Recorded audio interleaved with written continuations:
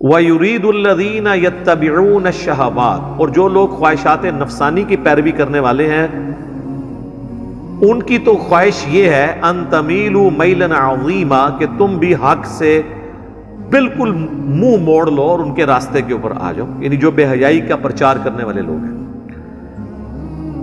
آج کے ماڈرن دور میں جو بالکل سیکولر ہو چکے ہیں، مسلمانوں میں ہو چاہے کرسچنز کے اندر، وہ شریعت کو اپنے لیے لعنت سمجھتے ہیں۔ وہ کہتے ہیں پابندی انسان یعنی گلٹ کا شکار ہو جاتا ہے۔ اب جتنے اس قسم کے جو اسلام چھوڑ گئے ہوئے ہیں یا ایتھیسٹ ہو گئے ہوئے ہیں، عیسائیت کو چھوڑ کے ہو گئے ہوئے ہیں، آپ اگر ان کی ویڈیوز دیکھیں تو وہ بار بار یہی رونا روتے ہیں کہ ہم ہر وقت اسی چکر میں پڑے رہتے ہیں کہ کون سی چیز جائز ہے کون سی ناجائز ہے، اس کی وجہ سے ہم سائیکو پرابلم ہو گیا ہے ہمارے ساتھ۔ حالانکہ یہ سائیکو پرابلم نہیں ہے، بلکہ ان پابندیوں کے اندر اللہ کی رحمت چھپی ہے ہمارے لیے، اور ہم لاجیکلی اس کے اوپر ڈیبیٹ کر سکتے ہیں۔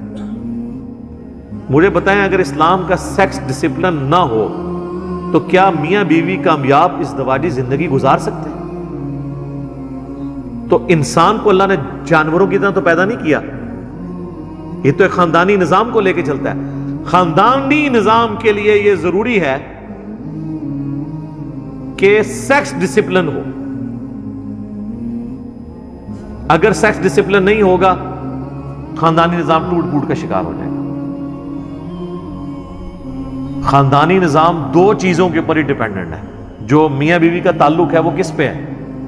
نمبر 1 سیکس اور نمبر 2 اولاد۔ انہی دو چیزوں کی وجہ سے میاں بیوی کا تعلق قائم رہتا ہے۔ ان میں سے ایک بھی معاملہ ڈسٹرب ہو جائے تو علیحدگی ہو جائے گی۔ تو ظاہر ہے انسانوں نے کوئی جانوروں والی زندگی تو نہیں گزارنی، ایک خاندانی نظام کو لے کے چلنا ہے۔ جب خاندانی نظام کو لے کے چلنا ہے انہوں نے، تو پھر سیکس ڈسپلن بھی سخت ہوگا اور اس میں کسی قسم کی ٹالرنس نہیں ہوگی۔ پھر یہ حجاب، پردہ، یہ ساری کی ساری چیزیں ہوں گی، تو پھر شریعت کی پابندیاں بھی آئیں گی۔ اگر ایک مرد ایک سے زیادہ عورتوں کی طرف متوجہ ہوگا تو وہ اپنی بیوی کے ساتھ کیسے مخلص ہوگا؟ اور اگر ایک عورت ایک سے زیادہ مردوں کے ساتھ اٹیچ ہو جائے گی تو وہ کیسے مخلص ہوگی؟ یہ خاندانی نظام چل ہی نہیں سکتا۔ یہ ڈیپینڈنٹ ہے اس کے اوپر کہ میاں بیوی ایک دوسرے کے علاوہ کسی اور کی طرف متوجہ نہ ہو، تو اس کے لیے پھر سیکس ڈسپلن ہوگا، پردہ بھی ہوگا، آنکھوں کی حفاظت بھی ہوگی۔ جو سورہ نور میں آیا کہ مومن مردوں کو حکم دو کہ اپنی نگاہوں کو نیچا رکھیں، اور مومن عورتوں کو حکم دو کہ اپنی نگاہوں کو نیچا رکھیں۔ اچھا، یہ نگاہوں کو نیچا رکھنا یہ کئی فتنوں سے آپ کو آزاد کر دیتا ہے، صرف سیکس کے پوائنٹ آف ویو سے نہیں، دنیاوی خواہشات سے بھی۔ یہ جو لوگوں کو خام خواہ ہر چیز کو دیکھنے کی عادت ہوتی ہے نا، موٹر سائیکل پہ چلتے ہوئے بھی 50 جگہ وہ دیکھ رہے ہوتے ہیں، ٹھیک ہے، لوگوں کی گاڑیوں کو دیکھ رہے ہوتے ہیں، یہ کون سا ماڈل آیا ہے، نمبر پڑھ رہے ہوتے ہیں کیڑے شہر دی ہے، تو بس وہ اسی چکر میں پڑے رہتے ہیں۔ یہ صرف بد نگاہی یہ نہیں ہے کہ آپ نے بے حیائی کے حوالے سے نگاہوں کی بات کرنی ہے، بد نگاہی یہ بھی ہے کہ آپ خام خواہ لوگوں کی نعمتوں کے اوپر نظر رکھے ہوئے ہیں، اور آپ کے اندر خام خواہ کا وہ جیلسی فیکٹر پیدا ہو، اور اندر ہی اندر آپ کوڑتے رہیں، اور پھر اس چیز کو حاصل کرنے کے لیے آپ حرام اور حلال کی تمیز گنوا دیں۔ دنیا کے جتنے فتنے نا ان کا آغاز آنکھ سے ہوتا ہے، جتنے فتنے، خواہشات جتنی بھی جڑی ہیں وہ آنکھ کے ساتھ۔ تو نگاہوں کو نیچے رکھنا، کہتے پہلی نظر معاف ہے۔ پہلی نظر معاف کا یہ مطلب نہیں کہ نظر ڈال کے معافی مانگنی ہے، پہلی نظر ہے اچانک اٹھ جانے والی نظر۔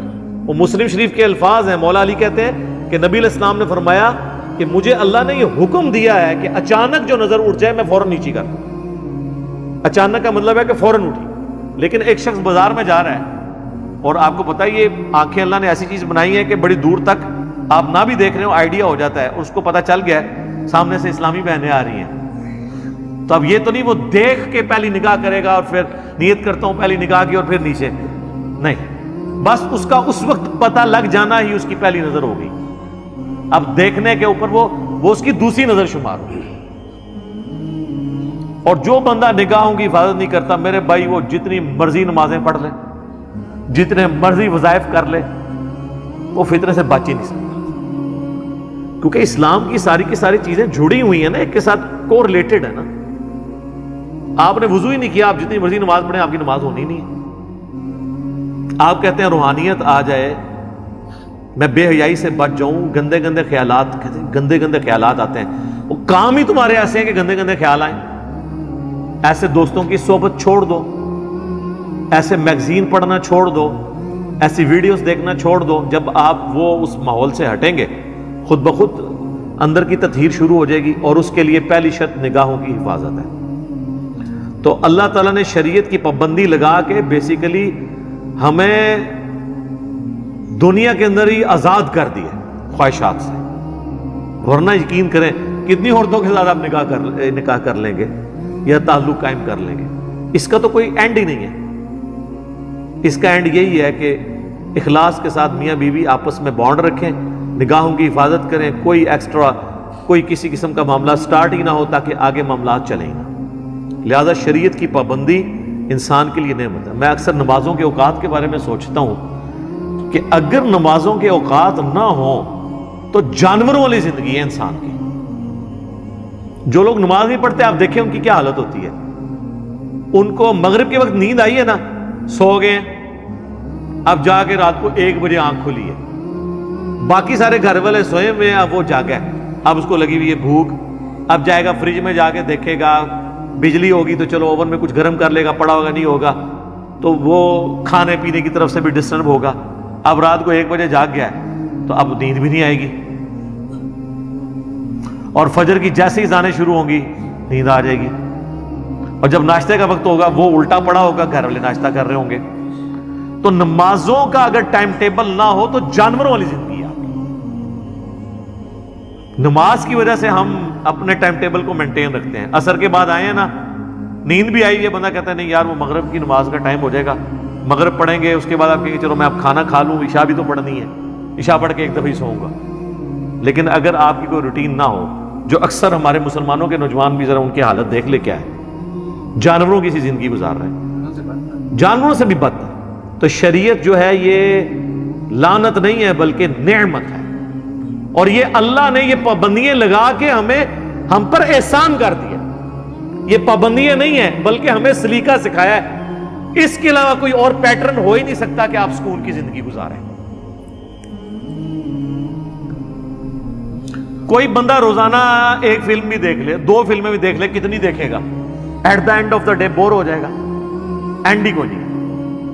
انسان کی زندگی ایک خاندانی زندگی ہے جس میں ماں باپ بیوی بچوں کے حقوق ہیں، وہ اپنے معاملات کو لے کے چلنا ہے، اللہ کے حقوق پورے کرنے ہیں، ایک ڈسپلن لائف گزارنی ہے، اور اسی لائف میں کہنے کو تو وہ پابندی ہے، لیکن وہ پابندی ایسی پابندی ہے اس کی وجہ سے آپ سکون کے ساتھ زندگی گزار رہے ہیں۔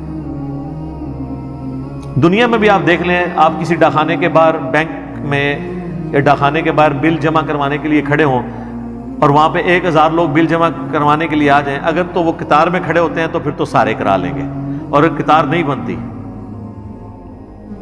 تو پھر تو شام تک بھی فارغ نہیں ہوں گے، اور لڑائی جھگڑا بھی الگ سے ہوگا۔ ڈسپلن کا یہ فائدہ ہوتا ہے، اس طرح شریعت بھی ایک ڈسپلن ہے۔ تو اللہ تعالیٰ فرماتا ہے کہ جو خواہشات کی پیروی کرنے والے لوگ ہیں وہ تو چاہتے ہیں کہ تم لوگ بالکل راہ حق سے منہ موڑ لو، اور اللہ تعالیٰ تمہیں اس رحمت کے ساتھ تمہاری طرف متوجہ ہوتا ہے۔ رحمت سے مراد شریعت کی پابندیاں۔